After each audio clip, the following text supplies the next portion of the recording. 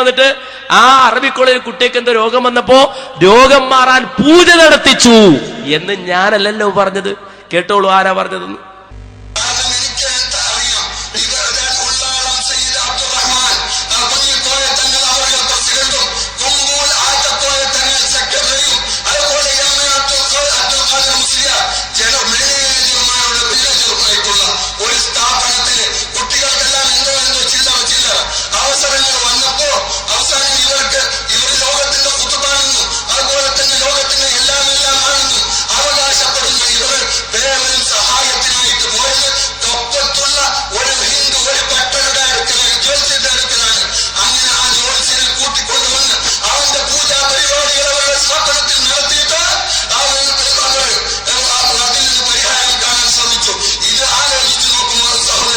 ആലോചിച്ചു നോക്കൂ സഹോദരന്മാരെ, കുട്ടികളുടെ രോഗം മാറാൻ വേണ്ടി കൊപ്പത്തുനിന്ന് പൂജാരി കൊണ്ടുവന്ന് പൂജ നടത്തിച്ചു.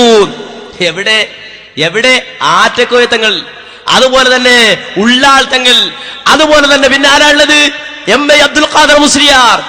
ആ നേതൃത്വത്തിൽ, അവരുടെ നേതൃത്വത്തിൽ അറബി കോളേജിലാണ് കൊണ്ടുവന്നത്.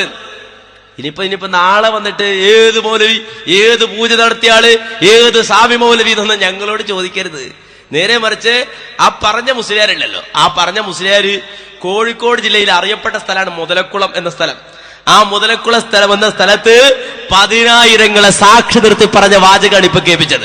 അല്ലാതെ അടച്ചിട്ട മുറിയിൽ അടുക്കളയിൽ പോയിരുന്നു പറഞ്ഞതല്ല. നേരെ മറിച്ച് ഈ മുതലക്കുളം മൈതാനിയിൽ 10,000 സാക്ഷി നിർത്തി പറഞ്ഞ വാചക. ഇനി ആ സാമിയെ നിങ്ങൾക്ക് കാണണോ? കൊപ്പത്ത് നിന്ന് വന്ന ആ സാമിയെ നിങ്ങൾക്ക് കാണണോ എങ്കിൽ ഞങ്ങളുടെ അടുക്കൽ വരണ്ട, പോയി ചോദിച്ചോളൂ അയാളോട്. അദ്ദേഹം തന്നെ പറയട്ടെ. എനിക്കിത് വേണമെങ്കിൽ ആ വന്ന പട്ടനും ഇപ്പോൾ ജീവിച്ചിട്ടുണ്ട്, ആ സംഭവത്തിൽ കൂടെ പോയിട്ടുള്ളവരും ജീവിച്ചിരിപ്പുണ്ട്, വേണമെങ്കിൽ തെളിയിക്കാൻ ഞാൻ തയ്യാറാണ് സഹോദരന്മാരെ. കൊപ്പത്തുള്ള സാമിയും ജീവിച്ചിരിപ്പുണ്ട്, കൂടെ പോയവനും ജീവിച്ചിരിപ്പുണ്ട്. വേണമെങ്കിൽ ഞാൻ കൊണ്ടുപോയി കാണിച്ചു തരാൻ ഞാൻ ഒരുക്കമാണ്. അല്ലാഹു അക്ബർ. എല്ലാവരും കൂടെ തക്ബീർ വിളിച്ച് സമ്മതിച്ചല്ലേ, എന്നിട്ട് കാണിച്ചു കൊടുത്തോ.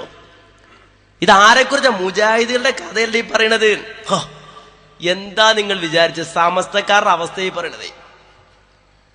ഈ കുഫറിലേക്ക് ഞങ്ങളെ വിളിച്ചാൽ മാന്യ സഹോദര, ഇല്ല ഇല്ല, ഞങ്ങൾക്ക് മരിക്കണം, ഞങ്ങൾക്ക് മരിക്കണം. അറബി കോളേജിന്റെ അവസ്ഥയിൽ പറയുന്നത്, ദീൻ പഠിക്കുന്ന കേന്ദ്രത്തിന്റെ അവസ്ഥയാണ് ഈ പറയുന്നത്. ഇത് ഞാൻ പറയല്ലോ,